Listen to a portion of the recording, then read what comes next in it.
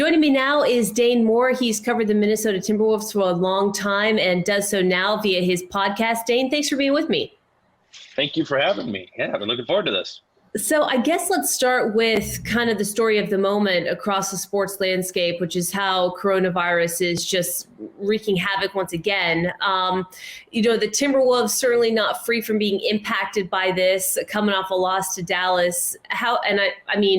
I think a lot of people, even if they're not really following the Timberwolves closely, would be hard pressed to find a more compelling story than Karl-Anthony Towns. I keep thinking about, him with another round of this outbreak. But how would you kind of assess where Minnesota is right now? I know they were without a couple of, maybe not their most key players, but I think 3 starters, 5 players overall. Yes, yeah, they're without 5 players, and I think what's kind of most tough about it, not just for them, but for every team, is you don't really know when you're going to get everyone back, right? It's kind of hard. It's hard to plan and figure out. And I think that's when the Wolves lost last night against Dallas. I think that they got kind of caught off guard with all of a sudden, okay, the previous game you had 1 starter out. Now you have 3 starters out. How do you adjust things? And they're a team that Chris Finch, the head coach, all the time says they have a thin margin for error. And and DeAngelo Russell always says, if we're fully healthy, I think we're a dangerous team. I think we're one of the best teams in the league. But they're not right now. They aren't fully healthy. No team really is around the league. And it's kind of when they've been hurt, when they've been sick, that's kind of when the bottom has fallen out a little bit. Russell shot kind of going cold. Is that more an indication against Dallas to you that, that their defense almost triggers what happens to them offensively with playing hero ball, maybe rushing things, taking some shots you maybe shouldn't have taken? He's had such a funny year because in terms of impact on the game, if you just look at the score and the 1,000 minutes he's been on the floor this year, he's been wildly positive. Yet at the same time, he's shooting a career low from 2-point range and from 3-point range. So it's kind of hard to assess, right? That was totally his game coming into being a Timberwolves, or coming into this year, is he's a shot maker. So you would think that the shot maker, when he's not making shots, is going to be having a negative impact. But the Wolves have been wildly productive when DeAngelo Russell has been on the floor.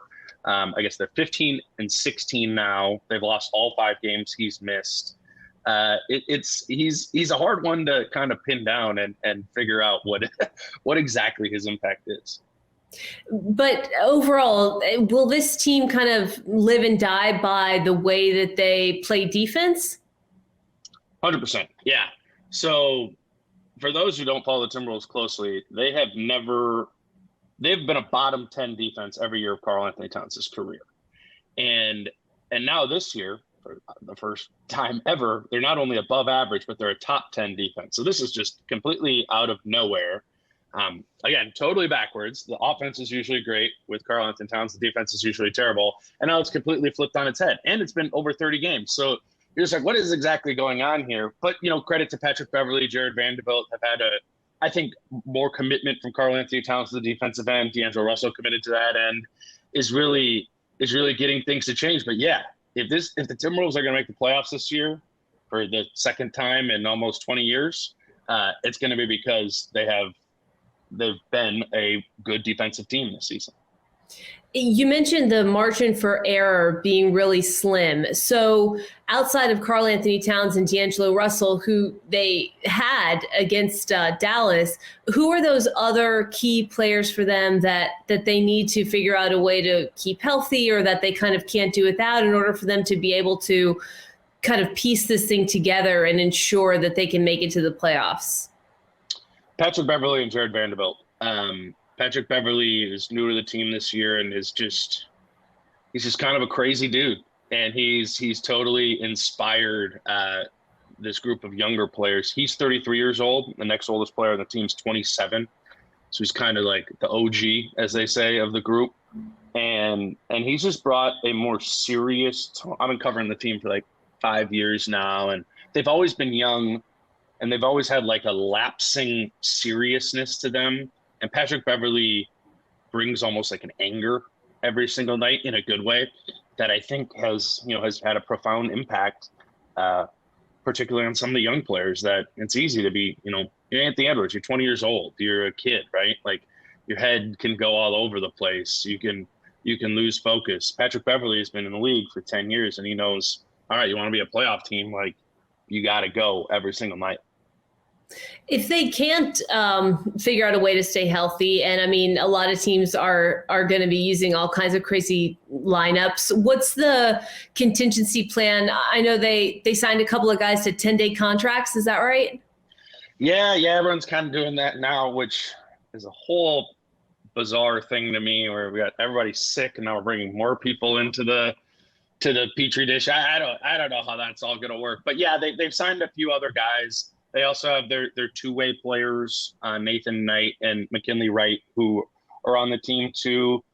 It's basically you play who you got, right? And you never, you kind of wait around every day for the injury report to come out and you see, who else is going to be in the protocols today.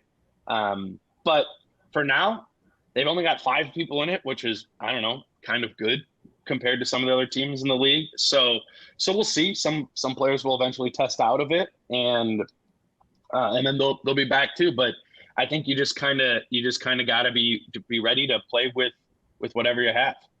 The NBA was so progressive at the beginning of this pandemic, making a really quick decision to shut down. And Adam Silver has said, since within the last week, that the plan is to not bring the league to a stop, and that this is something that the league is just going to have to navigate now that we've been in this for so long. Is that the right decision in your mind, with those Christmas games that are, of course, lucrative approaching, that the season figures out a way to move forward regardless of how many people are testing positive? Yeah, well, I guess I can see both sides of it. I do understand that from their perspective, or what Adam Silver was highlighting yesterday was the fact that the vast majority of these players are not only vaccinated but boosted, and thus when they're testing positive are asymptomatic. So to that end, I get it, right? There's probably not going to be, you're probably not going to get a player extremely sick, hospitalized, those sort of things.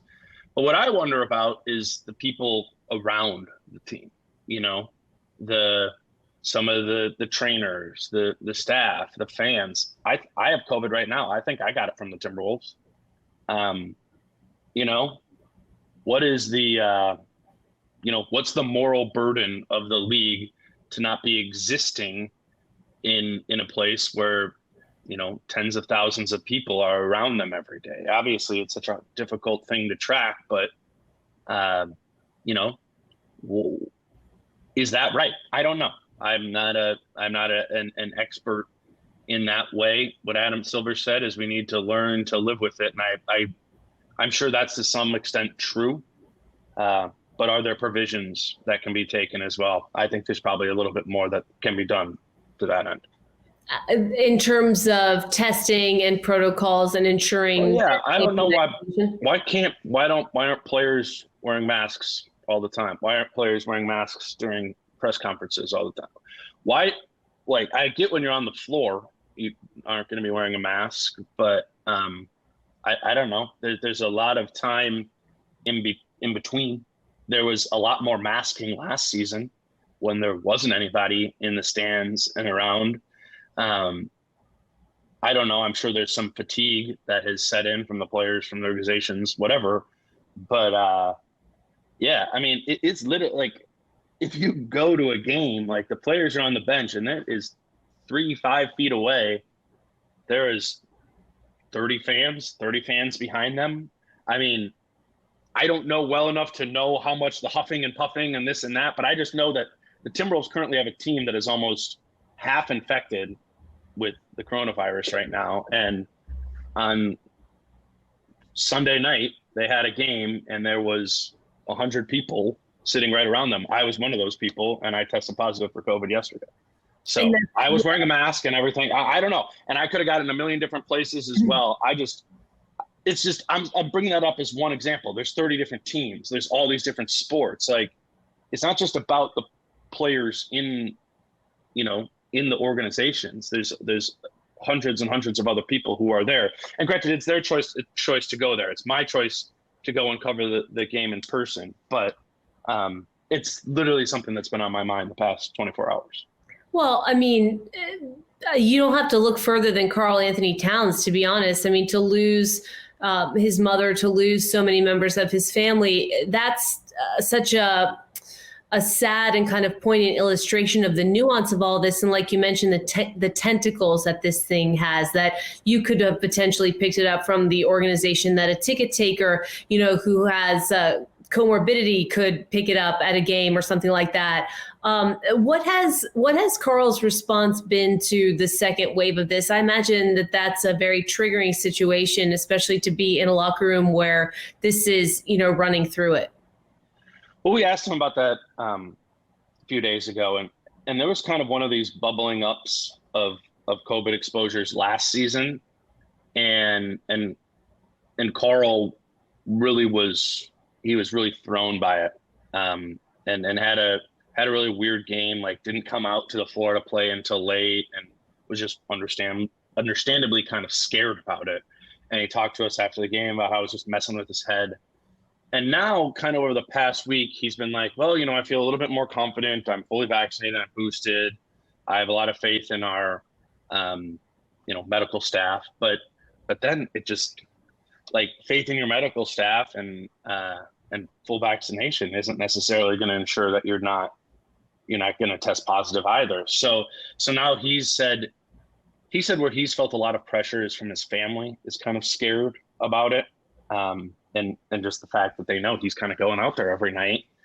And I mean, that's just kind of weird. You're going to play a basketball game, and probably one or multiple of the players on the floor that you're going to be playing with is COVID positive at the time. They just haven't tested positive yet. That's kind of what the past week or so has been. You talk about, I don't want to put words in your mouth, but you're essentially vulnerable just as a media member when you go to a game and you make that decision to go to the game, but you're exposed to this virus in the way that you were. Are players being asked to, put themselves in a situation that's unfair, in your opinion, especially a player who, like Karl, has had such a horrific experience with this and running through his family? Are they? I mean, it's their choice, right? It's all of our choices. They've got millions and millions of reasons to show up and to play. I do think we are in a different situation now than we were a year plus ago when we knew less about this disease. I think personally, like I said, I have COVID right now. I'm much less scared about that than if I would have had it 12 months ago, given where, we were just kind of at as a society. So I don't know. I don't think anybody has really a ton of reason to be able to complain, because they can just opt out if they want. Right. And like for me, I can't complain. I could just watch the games at home, and I could conduct interviews over Zoom and those sort of things. We've been doing that for a while now. So I don't know. It's just, we're all fatigued by this too, right? Like, I want to go to the games. The players want to play. The coaches want to coach. The fans want to be fans in the stands. Like, I just think it's really came back this past 10 days where we're like, okay, boom.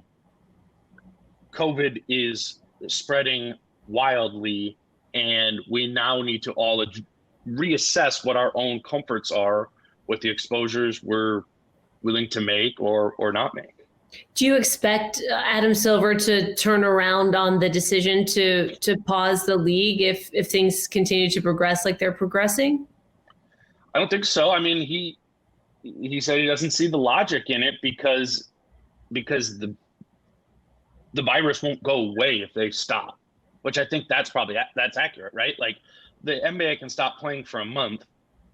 Like, the virus is going to have a very small impact on the overall impact of the virus, right? So then they come back in a month.